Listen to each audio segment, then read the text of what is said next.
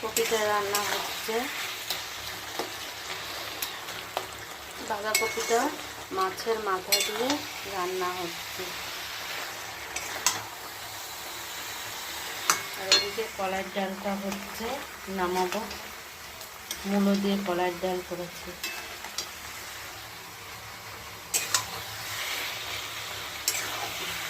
গরম মশলা দিয়ে দেবো, হয়ে গেছে রান্না।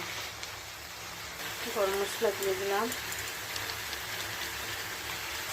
গরম মশলা আবার বেশি দিলে তিতো হয়ে যায়, অল্প দিলাম। খুব সুন্দর হয়েছে বাঁধাকপিটা। শুভ দুপুর বন্ধুরা। আজকে রান্না করেছি গরম গরম ভাত, আর করেছি মাছের মাথা দিয়ে বাঁধাকপি করেছি, কলাইয়ের ডাল করেছি মূলো দিয়ে, ডিমের মামলেট, আলু ভাজা, আর কুমড়ো একটু ভাজা করেছি অল্প করে। এই হলো আজ দুপুরের মেনু।